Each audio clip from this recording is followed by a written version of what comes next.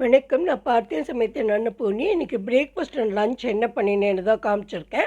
முதல்ல கிச்சடி கிச்சடி தான் பண்ணினேன். அதாவது ஜவ்வரிசியில். அது பண்ணுறதுக்காக முதல்ல தாளிக்கிறதுக்கு கடுகு, உளுத்தம்பருப்பு, கடலைப்பருப்பு எல்லாம் நல்லா ஒவ்வொரு டேபிள் ஸ்பூன் போடணும். பெருங்காயம், அப்புறம் பச்சை வேர்க்கடலை இதை வறுத்து போடணும்.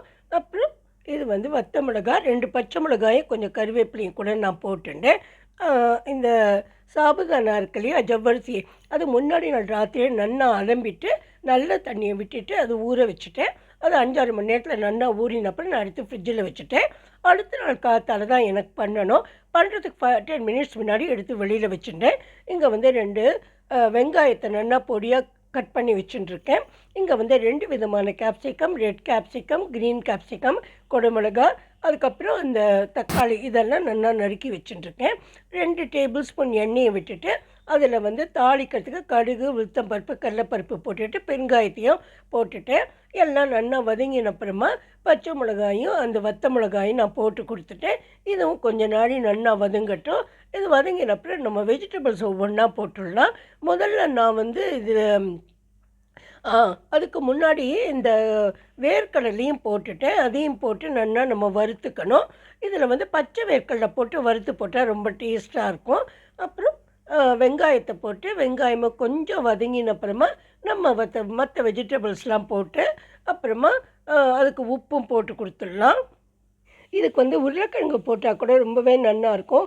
பாயில் பண்ணி வச்சுருக்க உருளைக்கிழங்கு நசுக்கி போடலாம். எங்காத்தில் யாரும் உருளைக்கிழங்கு சாப்பிட மாட்டாங்கிறதுனால நான் போடலை. இது ரொம்ப ஈஸியான ஒரு பிரேக்ஃபாஸ்ட்டு தான். இப்போ உப்பு நான் போட்டுட்டு எல்லாம் நல்லா ஒன்றா சேரட்டும். அதுக்காக நம்ம கொஞ்சம் இதை சாட்டே பண்ணிவிட்டு அதுக்கப்புறமா கேஸை கொஞ்சம் சின்னதாக்கிட்டு நம்ம ஊற வச்சுருக்கோம் இல்லையா, அந்த ஜவ்வரிசியும் இது கூட போட்டுடலாம். போட்டுட்டு கேஸை கொஞ்சம் சின்னதாக்கி ஒரு 5 மினிட்ஸ் எல்லாம் நல்லா ஒன்றா சேரணும். அதுக்கப்புறம் கடைசியாக ஒரு எலுமிச்சம்பழத்தை நான் புழிஞ்சு வச்சுருந்தேன். அந்த எலுமிச்சம்பழ சாறையும் புழிஞ்சிட்டு நம்ம இதை சர்வ் பண்ண வேண்டியது தான். இது ரொம்ப டேஸ்டியாக இருக்கும். இந்த மகாராஷ்டிராவில் இது ரொம்ப ஃபேமஸ். இது விரத சமயத்துலலாம் அவள் ரொம்ப இதை எடுத்துப்பா. ஏன்னா நல்ல ஃபில்லிங்காகவும் இருக்கும், அட் த சேம் டைம் டேஸ்டியாகவும் இருக்கும்.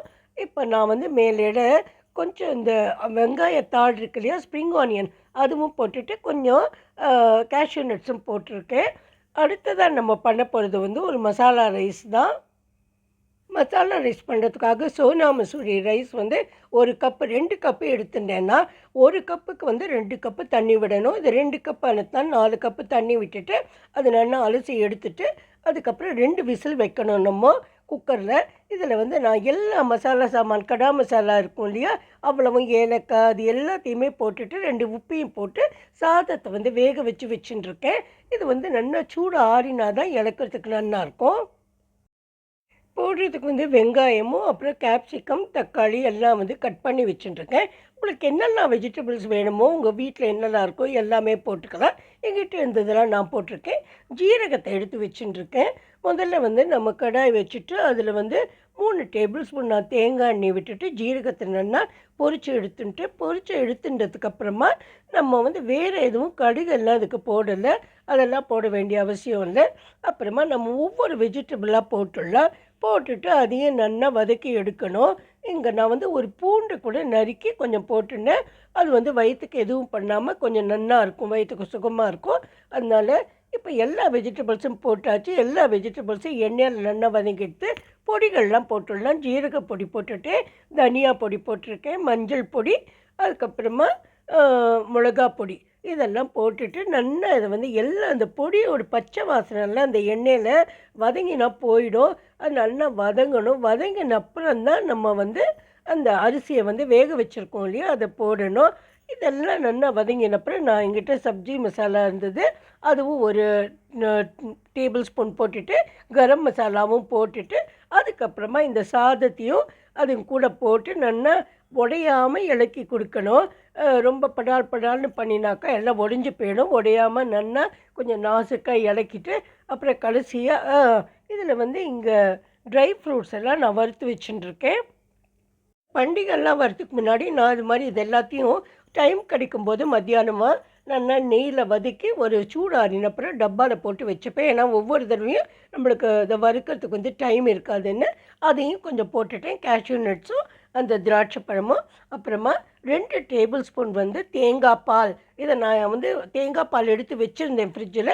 அதையும் போட்டுட்டு கொஞ்சமாக 2 டேபிள் ஸ்பூன் இருக்கும் டொமேட்டோ பியூரி. இதுவும் நான் வந்து முன்னாடி நாளே பண்ணி வச்சுட்டேன். அதையும் இதில் விட்டுட்டு கொஞ்சம் க்ரீமியாக இருக்கும். இந்த கோக்னட் மில்க் அதுவும் போட்டால் நம்ம வந்து சர்வ் பண்ண வேண்டியது தான். நம்ம வந்து இந்த லன்ச்சு, பிரேக்ஃபாஸ்ட்லாம் பண்ணுறதுக்கு முன்னாடியே, அதுக்கு முன்னாடி நாளே என்ன பண்ண போகிறோங்கிறத தீர்மானம் பண்ணிவிட்டு, பிளான் பண்ணி, நம்ம இந்த மாதிரி கொஞ்சம் ப்ரிப்பரேஷன் பண்ணினா நம்மளுக்கு ஈஸியாக இருக்கும். Hope you all will like this. 2மே ரொம்ப ஈஸியான ரெசிபீஸ் தான். If you like my video, உங்களுக்கு பிடிச்சிருந்ததுன்னா சப்ஸ்கிரைப் பண்ணுங்கோ, லைக் பண்ணுங்கோ, ஷேர் பண்ணுங்கோ. Thank you friends. All the best. Have a great day.